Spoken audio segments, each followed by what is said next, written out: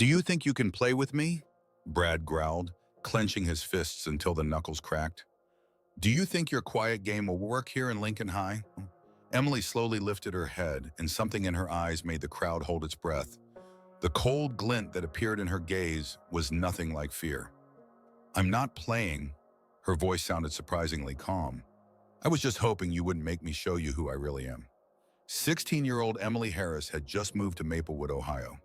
Her family relocated from Detroit after her mother got a job at a local hospital, and for Emily, this was already the fourth move in the last 3 years. On the outside, nothing gave away anything special about her. An average height, slender girl with chestnut hair, tied back in a simple ponytail, wearing plain jeans and a nondescript sweatshirt. She tried to blend in with the crowd, not attract attention, and speak softly when teachers addressed her. But what no one knew could shock everyone in that school. Emily was the reigning state champion in Michigan for mixed martial arts among juniors. 4 years of intensive training at one of Detroit's best gyms had turned her into a formidable opponent even for adult fighters. Her signature left hook could break a rib, and her ground fighting technique thrilled her coaches. But at her mother's insistence, they agreed to keep this a secret in their new place. "Let's start with a clean slate, dear," her mother pleaded. "You know how people react when they find out about your abilities. Let's just be an ordinary family." Emily agreed, although something inside her protested. In Detroit, she was respected precisely because she never allowed herself to be bullied. But here in Maplewood, she was just the new girl. Trouble started on the very first day. During lunch, Emily was sitting alone at a table in the corner of the cafeteria when a tall, broad-shouldered guy with a buzz cut and a cocky look approached her. Two friends followed him. One was short and wiry with perpetually squinted eyes. The other was taller with a cunning face and a cheeky grin. "Hey, new girl," the leader said loudly, plopping down in the chair opposite of her. "I'm Brad Thompson. This is my school, my rules. And these are my friends, Kyle and Jake." Emily looked up from her sandwich. "Nice to meet you. I'm Emily." "Emily," Brad stretched the name, tasting it. "Where are you from?" "From Detroit." "Detroit?" Kyle laughed. "So you're from the big city? You think you're better than us?" "I don't think that," Emily replied quietly, continuing to eat. "And I think you do." Brad leaned closer to her. "You see, babe, we have a simple system here.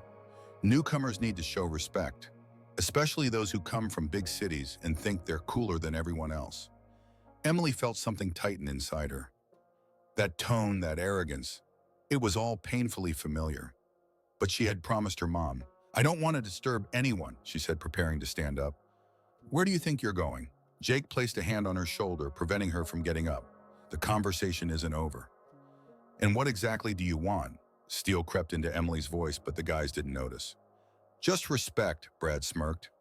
"Let's say $5 a day for protection." You see, in a new school, anything can happen to a lonely girl. Emily slowly scanned their faces. In Brad's eyes was the confidence of a predator who knows the prey won't fight back. Kyle was grinning, anticipating the entertainment. Jake was just waiting for her to break. "I need to think," she finally said. "Of course," Brad generously allowed. "You have until tomorrow." And Emily, he leaned in closer and his breath burned her face. "Don't even think about complaining. The teachers love us here. My dad sponsors the school football team." When they left, Emily sat for a few more minutes, clenching her fist under the table. She could end it all right now. One precise strike, and Brad would spend the rest of the day in the nurse's office. But the promise she made to her mother held her back. After school, she walked home, contemplating the situation. $5 a day means $150 a month. Over the school year, it would add up to more than $1,000. And this is just the beginning. She knew people like Brad. If you show weakness now, it will only get worse later. That night, Emily couldn't fall asleep. She lay staring at the ceiling, recalling Brad's face, his self-assured smile, his brazen gaze, his tone of voice. In Detroit, she would have already dealt with this problem. There, everyone knew it was better not to mess with Emily Harris. But here, she was just the new girl, quiet and unremarkable, who didn't want any trouble. On Tuesday morning, the situation escalated. Emily had just entered the school building when Brad and his friends intercepted her at the stairs. "So, have you thought it over?" he asked without preamble. I'm not going to pay you, Emily said firmly. The smile slipped off Brad's face. What did you say? I said no. For a few seconds, they stared at each other. Then Brad laughed, but it was a cold and unpleasant laugh. You know what, babe? I was hoping you'd be reasonable, but since you want to play the heroine, he shrugged. Fine, let's play. What happened next turned into a real nightmare for Emily. Brad and his friends seemed to have declared war on her. Every break, they found a way to make her life miserable. During the first chemistry class, Kyle accidentally bumped into her, and all her notes scattered across the floor. As she gathered them, he stepped on her notebook with his dirty shoe. Oops, he smirked. Sorry. During the second break, Jake shoved her in the hallway so hard that she hit her shoulder against the wall. The pain was sharp, but Emily just gritted her teeth. Watch where you're going, he shouted as he walked past. In the cafeteria at lunch, the situation reached its peak. Emily was sitting at the same table as yesterday when Brad approached her again. This time, he wasn't alone. Half the football team was with him. Heard our new girl doesn't want to follow the traditions, he said loudly for everyone around to hear. Thinks she's too good for our rules. Conversations at nearby tables hushed. Everyone turned to see what was happening. Brad, please, Emily said quietly. I just want us to study normally. And I just want you to understand your place, he leaned closer to her. You see, when someone ignores my requests, it reflects poorly on my reputation. He took her plate of food and slowly tipped its contents onto her lap. Hot soup spilled onto her jeans, and pieces of vegetables fell to the floor. Oh! Brad feigned disappointment. What an awkward situation. The cafeteria erupted in laughter. Someone even started filming on their phone. Emily sat still, feeling the hot soup seep through her clothes. Inside her, a fury was growing, cold, controlled, but no less dangerous for that. What are you sitting there for? Brad continued to taunt. Clean up after yourself. Emily slowly stood up. Soup dripped from her jeans, leaving wet spots on the floor. Laughter still echoed around her, but she paid no attention. She was focused only on Brad. You made a big mistake, she said quietly, but her voice cut through the noise like a blade. What are you going to do? He laughed. Go complain to the principal? Call mommy? Emily didn't respond. She simply grabbed her backpack and left the cafeteria, leaving puddles of soup and sounds of laughter behind her. In the bathroom, she tried to wash out the stains, but it was futile. Her hands trembled not from fear, but from barely contained rage. 4 years of training had taught her to control her aggression, to channel it in the right direction. But now that control was hard to maintain. She pulled out her phone and dialed her former coach in Detroit. Master Johnson, it's Emily Harris. Emily, how's it going at the new school? Not very well. I have a problem with the local bullies. There was silence on the line. Master Johnson had known Emily since she first walked into the gym as a skinny 12-year-old girl who wanted to learn to defend herself after being beaten up by older students. What exactly is happening? He asked. Emily briefly explained the situation. When she finished, the coach sighed, Listen to me carefully, girl. I know your mom asked to keep your skills a secret, and that's wise, but there are times when secrets become dangerous. If you keep enduring, they will only get more vicious. The likes of this Brad are only stopped by strength. But remember, if you decide to act, do it smart. Not at school, not in front of witnesses, and don't cause serious harm. I remember your lessons. Good. And also, Emily, whatever happens, you protect yourself. That's your right. Emily spent the rest of the day in thought. By the end of classes, she made a decision. She would no longer endure. After school, she lingered in the library pretending to do homework. In reality, she was waiting for most of the students to disperse. She needed to talk to Brad alone. Around 4 o'clock, she left the building. The parking lot was almost empty, with only a few teachers and seniors' cars. She knew that Brad usually stayed after class. He had football practice. Emily walked to the sports building and peeked through the gym window. The practice was over and the players were heading to the locker rooms. She waited another half hour until she saw Brad leaving the building alone. Apparently, his friends had already left. Brad, she called out. He turned around and smirked when he saw her. Oh, look who's back. The soup girl, back for seconds. Emily stepped closer. They were alone in the empty parking lot. I need to talk to you. About what? Brad crossed his arms over his chest. Even alone, he felt confident. After all, what could a skinny girl do to him? About what happened today in the cafeteria. What's wrong with it? I thought it was pretty fun. For you, maybe, but not for me. Brad stepped forward, looming over her. At nearly 6'3", he towered over Emily by almost a head. Listen here, little girl. I tried to be nice to you, offered a simple solution. Pay and live peacefully. But you decided to play the hero. Now it's going to be hard. Tomorrow the whole school will know that the new girl from Detroit is a real loser. I'll tell everyone how you sat in a puddle of your own soup and couldn't do anything. I'll post the photo on social media. I think Soup Girl will go viral. Something changed in Emily's eyes. Brad noticed it, but misinterpreted it. Oh, scared? Too late, babe. You should have thought earlier. You know, Brad, Emily said in an oddly calm voice, I have a proposal. What kind of proposal? You're not in a position to propose anything right now. One-on-one, right here, right now. If you win, I'll pay you not $5 a day, but 10, and I'll do whatever you say. And if you win, you leave me alone forever and apologize to the whole school for what happened today. Brad raised an eyebrow in surprise. Are you serious? You want to fight me? I want to end this once and for all. Girl, I've been playing football since I was 10. I'm coached by a former NFL player. I bench press 140 kilo, and you... He looked her up and down with disdain. You look like the wind could blow you away. Then you have nothing to fear, Emily replied.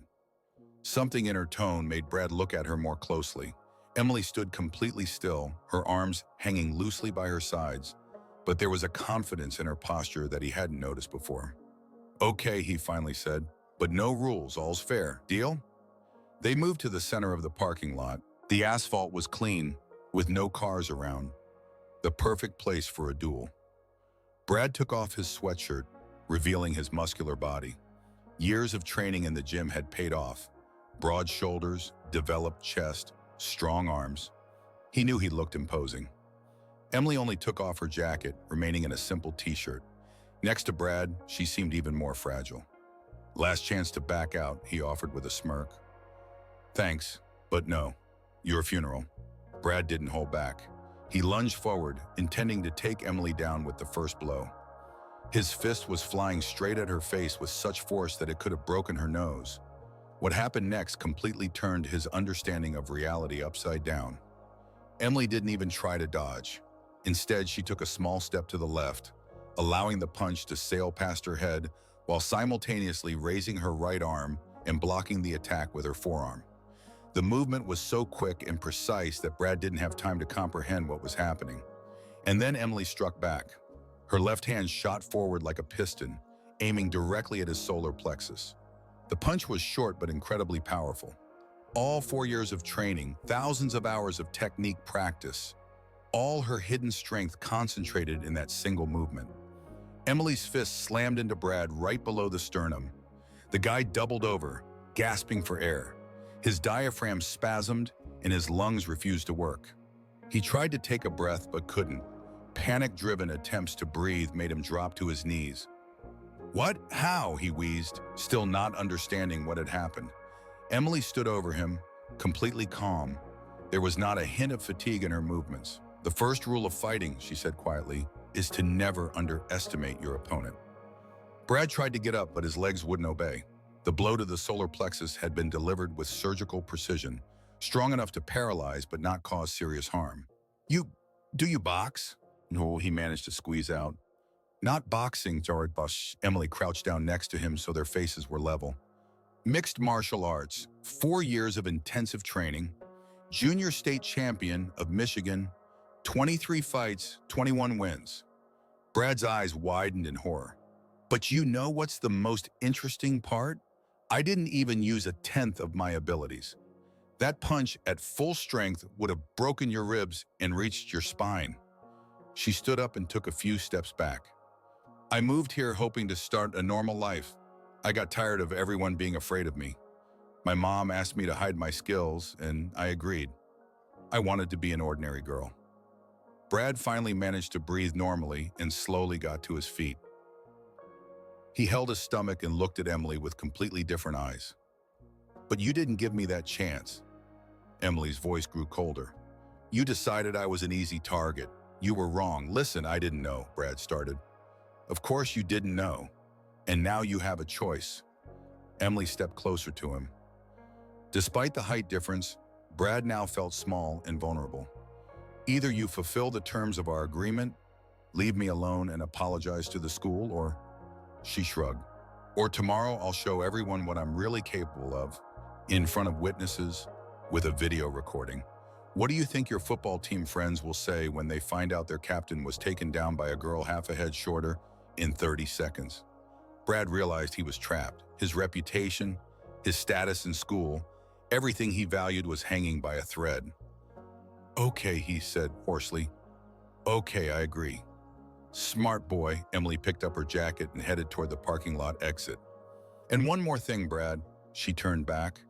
"If you or your friends even look sideways at me or any other student in this school, I'll find out. And then our conversation will be very different." She left, leaving Brad alone in the empty parking lot. The guy stood there, holding his stomach, unable to believe what had just happened. Just half an hour ago, he was the king of the school, and now? The next morning, the whole school was in shock. Brad Thompson, the terror of the lower grades and an undisputed authority among the upperclassmen, approached Emily right in the hallway in front of everyone and loudly apologized for yesterday's incident in the cafeteria. "I'm sorry, Emily," he said, and there wasn't a hint of sarcasm in his voice. "What I did yesterday was wrong. I was a complete idiot."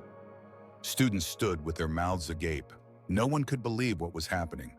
Brad Thompson was apologizing to the new girl. "Thank you, Brad." "Accepted," Emily replied calmly. From that day on, the atmosphere at school changed dramatically.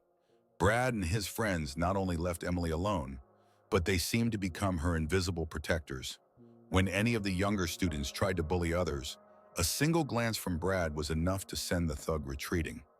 But the most surprising thing happened a week later. A group of girls approached Emily, led by Jessica Martin, one of the most popular students in the school. "Emily," Jessica began uncertainly, there are rumors that you really know how to fight. Why are you asking?" "The thing is, we have a problem. There are boys from another school who keep bothering us after classes.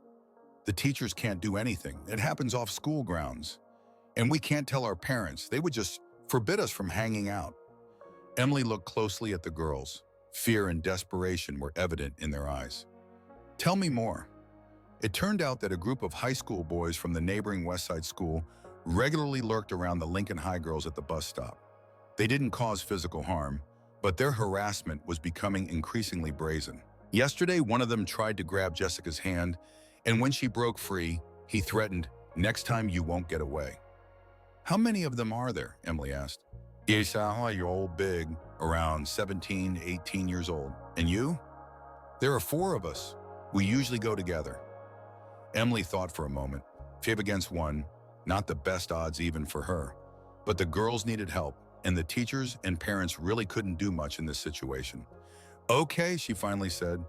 "Go as usual after school today. I'll be nearby." "What will you do?" "We'll see how it goes." At 3:45, Emily took her position at the bus stop. She sat on a bench, pretending to read a book, but was actually watching the situation closely. Jessica and her friends arrived a few minutes later and stood a little way off, nervously glancing at each other. The West Side boys showed up right on schedule. 5 big teenagers in sportswear, with cocky faces and rough manners. Their leader, a tall blonde with a tattoo on his neck, immediately approached the girls. "Oh, look who it is. Our favorite princesses from Lincoln." "Leave us alone, Travis." Jessica tried to sound brave. "Are we bothering you? We're just talking," Travis sneered. "By the way, you ran away too fast yesterday. I didn't get to know you properly." He reached out towards Jessica's face, clearly intending to touch her cheek. The girl flinched, but one of his friends stepped in behind her, cutting off her escape route. "Don't be scared, beautiful. I don't bite." At that moment, Emily intervened. "Excuse me," she said, approaching the group. "Could you step aside? The bus will be here soon and you're blocking the way. Travis turned around and gave her a dismissive look. And who are you? I study at Lincoln and these girls are my friends. Got it, he scoffed. So why don't you get lost while we're talking to our girlfriends? I'm afraid that's not going to happen. You see, they don't want to talk to you. Travis took a step towards Emily. At nearly 2 meters tall, he made her look tiny next to him. Listen, shrimp, don't stick your nose in other people's business, or you'll get it. What exactly will I get? Emily asked calmly. The other boys burst out laughing. Clearly, they found it amusing that the fragile girl wasn't afraid of their leader. You know what? Travis turned to his friends. I like this little one. She's got some guts. Maybe we should take her with us. One of the guys, a stocky brunette with gold teeth, approached Emily from behind. Good idea, Trev. It's been a while since we had something fresh. He tried to grab Emily by the shoulders. That was his mistake. Emily didn't even turn around. She simply swung her left elbow back sharply, aiming for the attacker's solar plexus.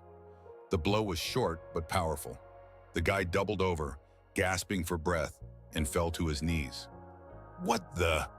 Travis started, but didn't get to finish. Emily turned to face him, and something in her eyes made him fall silent. It was the gaze of a predator, cold, calculating, utterly fearless. You have 2 minutes to get out of here, she said quietly. I won't warn you again. Travis couldn't believe what was happening. Some girl, barely 5'3", was threatening him and his friends.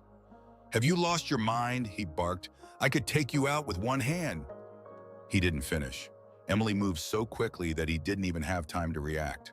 One moment she was 2 meters away, and the next her fist slammed into his liver with such force that Travis felt his insides clench into a knot. He doubled over, gasping for air, and immediately received a second knee to the face. The cartilage in his nose cracked. Blood flowed from his nostrils.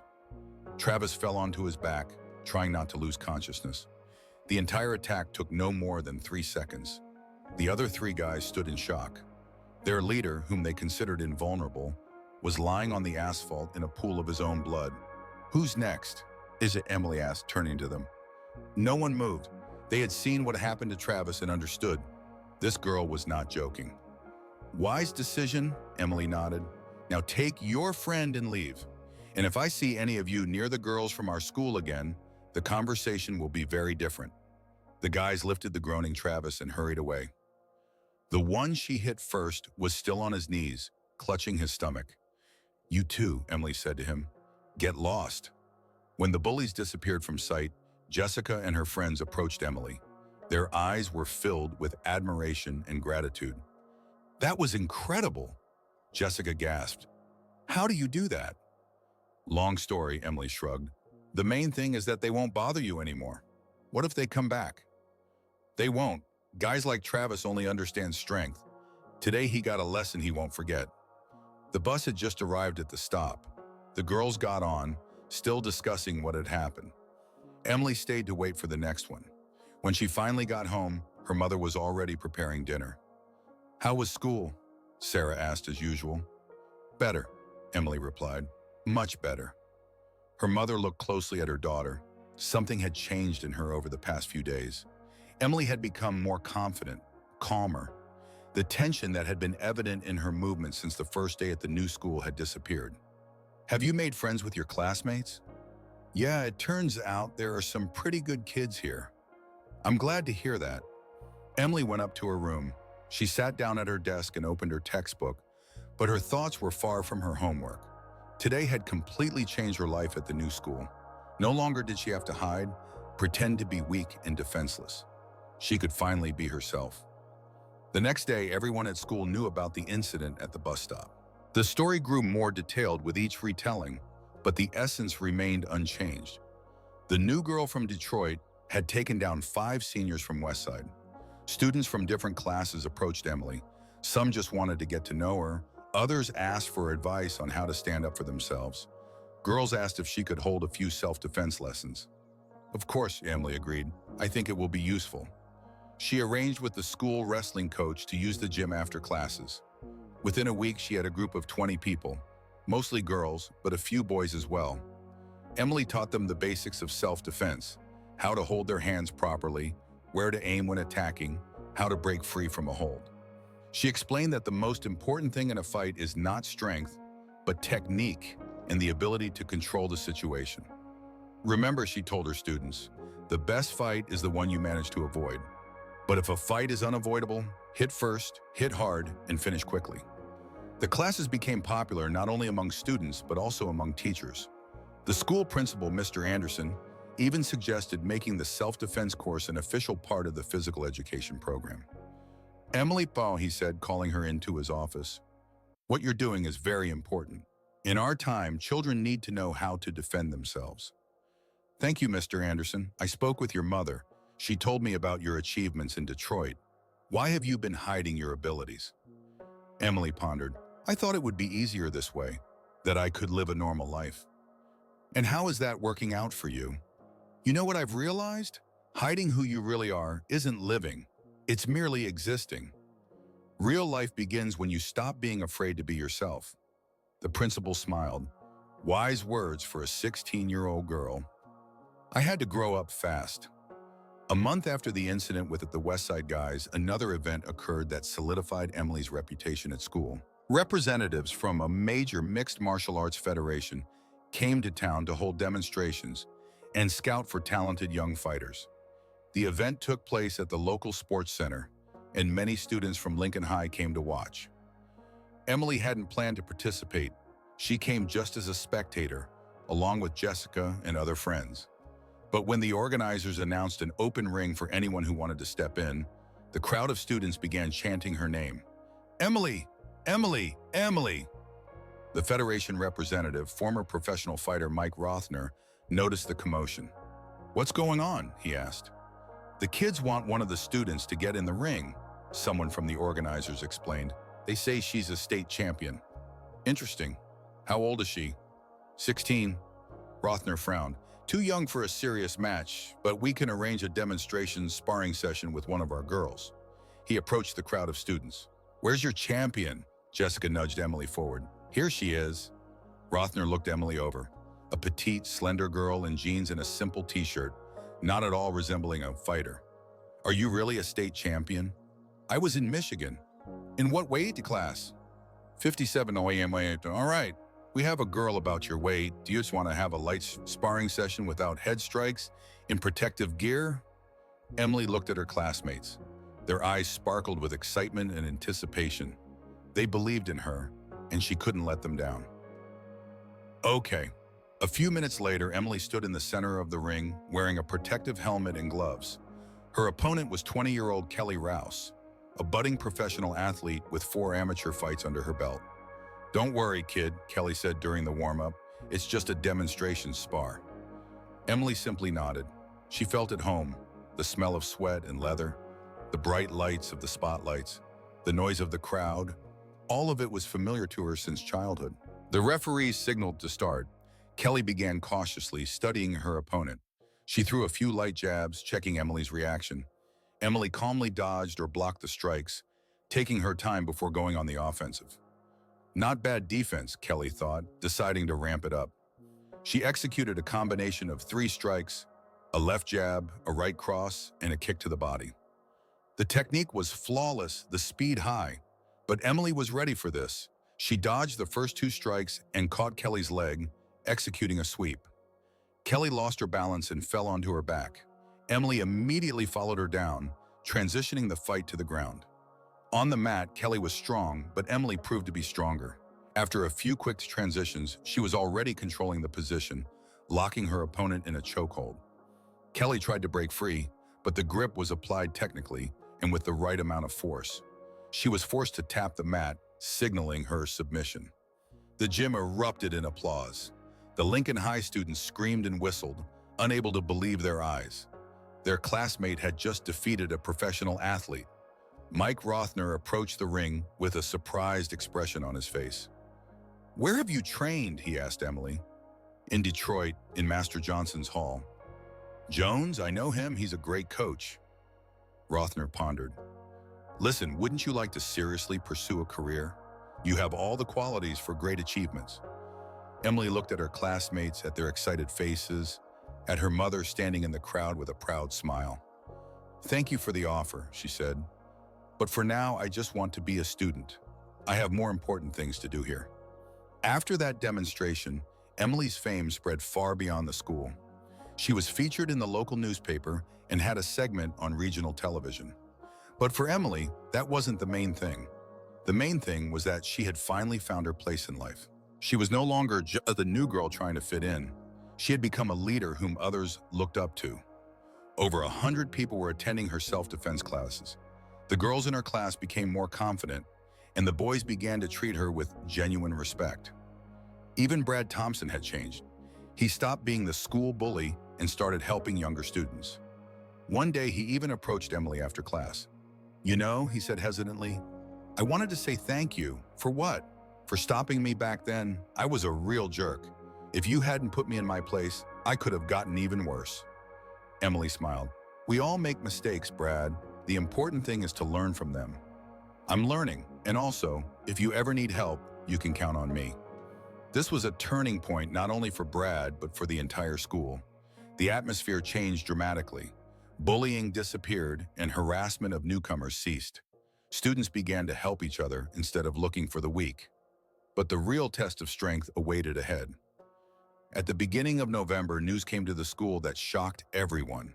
Travis Miller, the very bully whom Emily had beaten at the bus stop, had been arrested for assaulting a schoolgirl from another district. This time he had gone too far, and now he faced real prison time.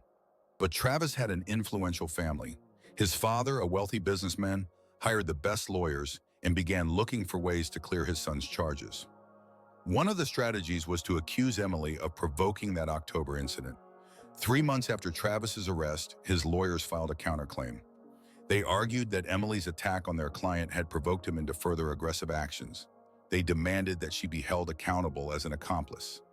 The case received widespread attention. Local media split into two camps.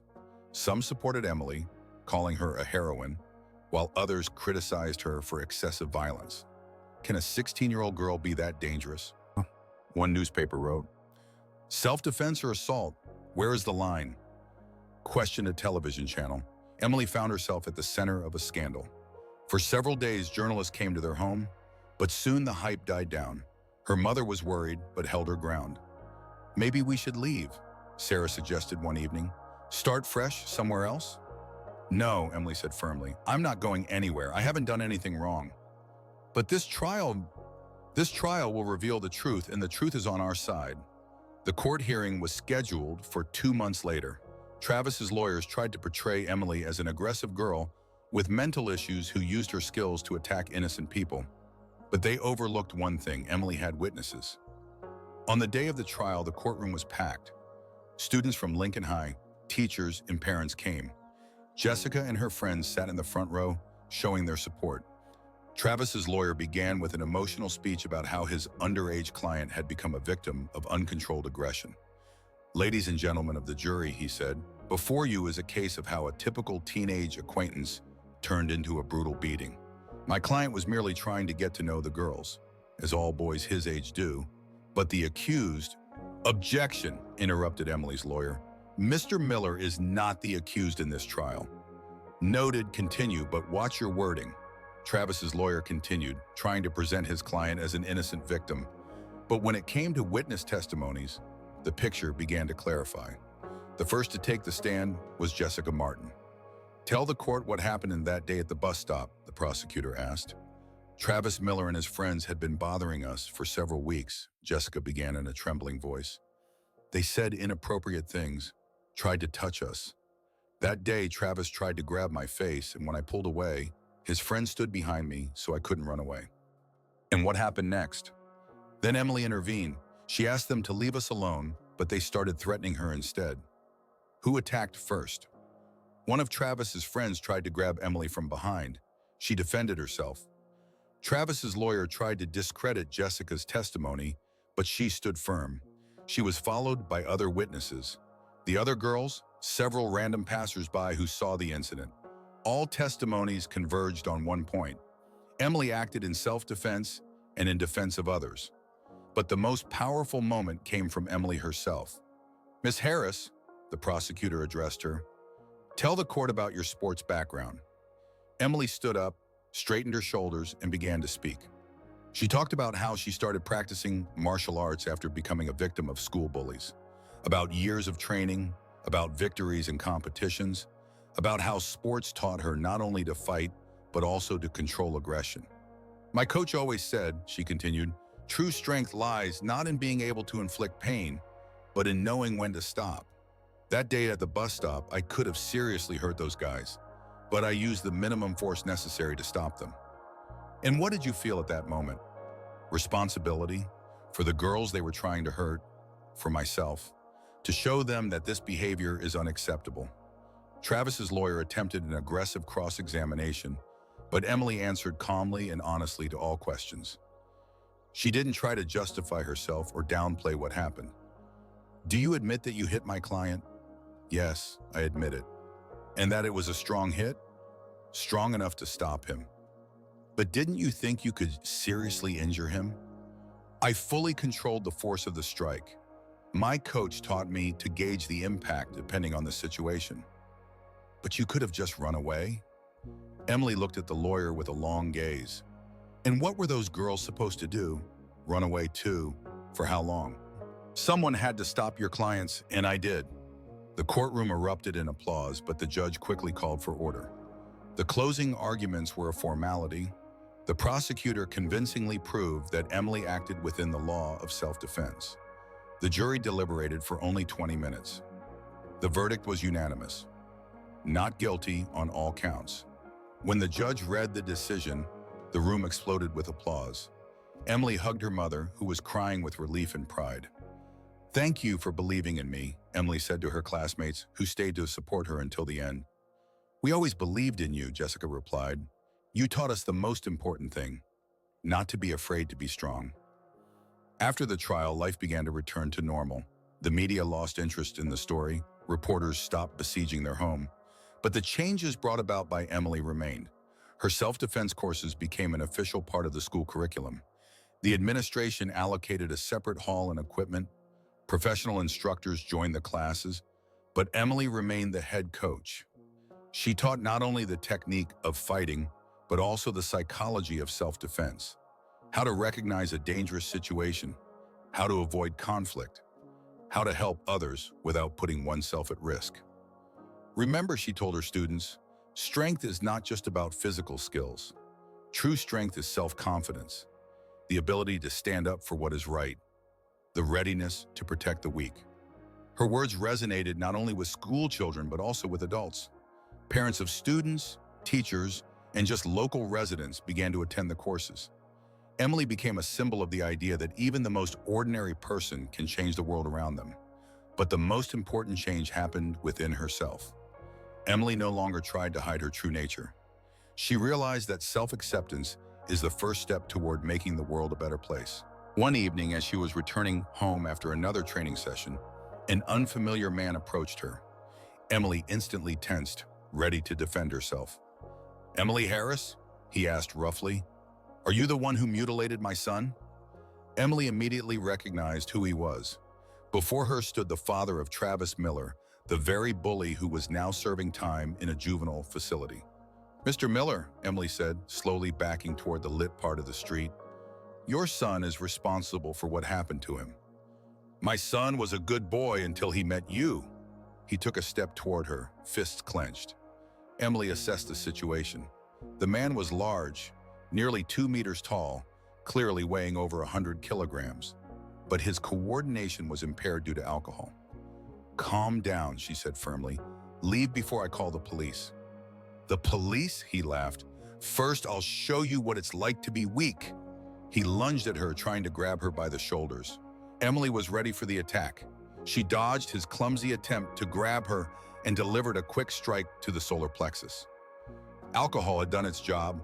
The man's coordination was compromised, and he couldn't react properly.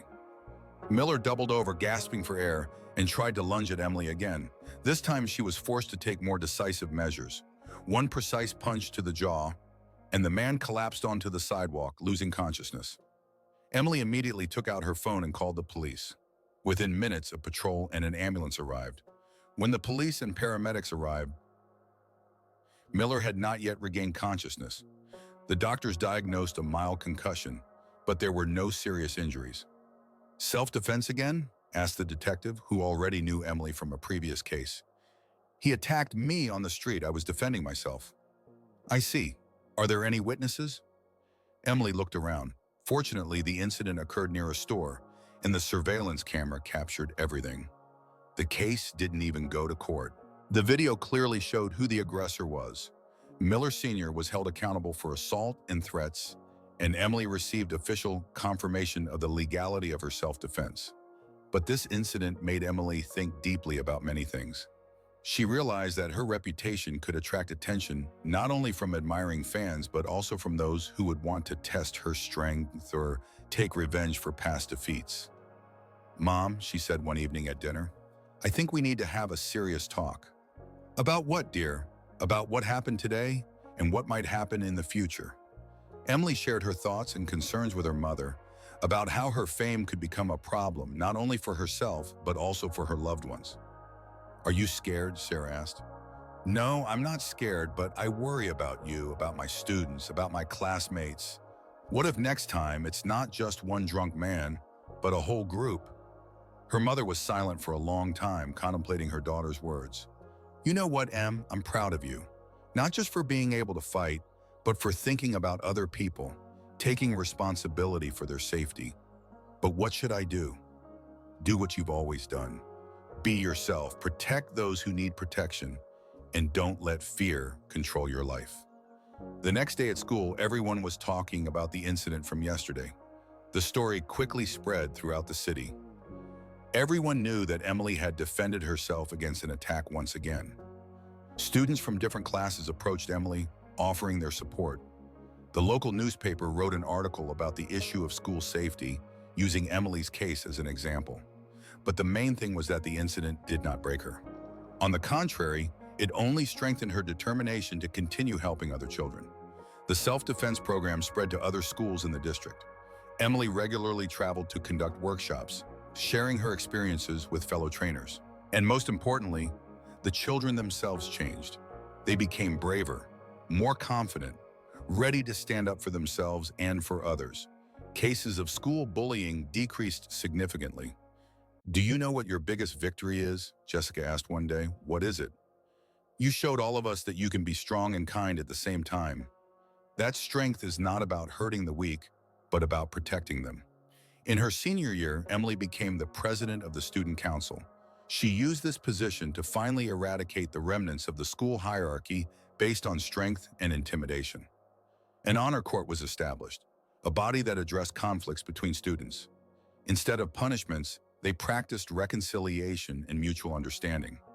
"The goal is not to punish the bully," Emily explained the principles of the court, "but to help them understand why their behavior is wrong and to change." The system worked. The number of serious conflicts in the school dropped to almost zero. Graduation day arrived. Emily stood on the stage of the auditorium in a gown and cap, holding her diploma. She was the top student not only in grades but also in community service. "Dear graduates," she began her speech, "4 years ago, I came to this school as a frightened girl who wanted to go unnoticed. I thought that if I was quiet and inconspicuous, I would avoid problems." The audience listened attentively. "But life taught me otherwise. Problems find us on their own, regardless of whether we hide or not. And then we have a choice, to give up or to fight." Emily paused, looking at the familiar faces in the audience. "I chose to fight, not because I like to fight, but because there were people beside me who needed protection. And you know what? It changed not only their lives, it changed mine." Applause interrupted her speech, but she continued. "Today we are all going our separate ways, some to college, some to work, some to the military. But remember the most important thing. Wherever you find yourselves, be yourselves. Don't hide your talents. Don't be afraid to be strong. The world needs people who are ready to stand up for truth and justice." She raised her diploma above her head. "And one more thing, if you ever see someone being bullied, don't just walk by. Reach out a helping hand. Be the change you want to see in the world." The audience erupted into a standing ovation. She was honored not only by her classmates but also by teachers and parents. After the ceremony, Brad Thompson, the former school bully, approached Emily, now planning to enroll in university to become a social worker. "Emily," he said, "I wanted to say thank you once again." "For what?" "For not breaking my nose back then," he smirked, "even though I deserved it. But most importantly, for showing me another way. If it weren't for that lesson, I could have become a completely different person." "We all make mistakes, Brad. The important thing is to learn from them." "You know what I think? Maybe everything happens for a reason. Maybe you came to our school just when we needed you." Emily pondered his words. Perhaps he was right. Perhaps her move to Maplewood was not a coincidence. That evening at home, Emily sat in her room sorting through her things. Tomorrow she was leaving for Chicago, for university. A new life, new challenges, new opportunities. But she was no longer afraid of change. 4 years at Lincoln High had taught her the most important lesson. It doesn't matter where you are and what you face. What matters is who you are inside. The mother peeked into the room. "How are you, dear?" "Good, thinking about the future." "And what do you see?" Emily smiled. "A lot of work, many children who need help, many opportunities to make the world better." "I'm proud of you. And I'm proud that you're my mom. Thank you for always supporting me." They hugged, and in that embrace was all the love and gratitude that could not be expressed in words. The next morning, half the town came to see Emily off at the station. Her students, classmates, teachers, and simply residents of Maplewood, whose lives she had changed, gathered. "Don't forget us," Jessica pleaded through tears. "How could I forget?" Emily replied. "You will all remain in my heart forever." The train started moving. Emily looked out the window at the city disappearing into the distance, which had become a true home for her. Here she found herself. Here she understood her purpose. But a new life awaited ahead, and Emily was ready for it. At university, she studied psychology, specializing in working with teenagers. At the same time, she coached the university martial arts team and led self-defense courses for female students. The story of the girl who changed an entire school became a legend. Books were written about her, documentaries were made. But for Emily herself, it was just the beginning. After graduating from university, she worked for several years as a psychologist in youth centers, gaining experience. Only then, at the age of 26, did she open her center for training young leaders. She started small, a small office, a dozen students. But gradually the center grew. Teenagers from neighboring towns began to come, those who faced bullying in schools, who were afraid to stand up for themselves, who wanted to change the world around them. "Remember," Emily told her students, "each of you is born for something great. Don't let anyone convince you otherwise. Be yourself, fight for justice, and never give up." Her center gradually became one of the most recognized in the region. Some graduates returned to their towns and created similar programs there. Slowly but surely, a network of like-minded individuals was forming. After a few years, Emily became a recognized expert in combating school bullying in her state. She was invited to speak at conferences, consult school districts, and participate in the development of educational programs. But she never forgot her roots. Every year on her graduation day, she would come back to Maplewood, meet with old friends, and conduct workshops for new generations of students.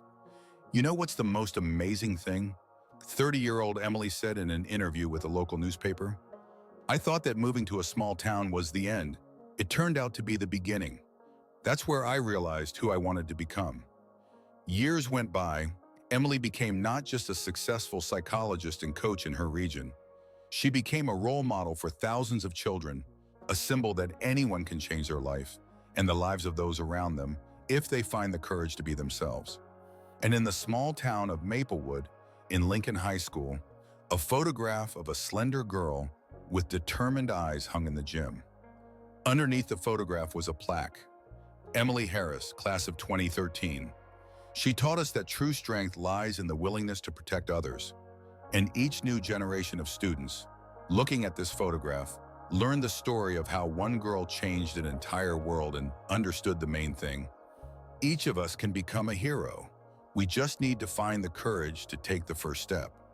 The story ended where it was meant to end, not with loud fanfare, but with quiet confidence that the world became a little better thanks to one person who found the strength not to hide, but to shine.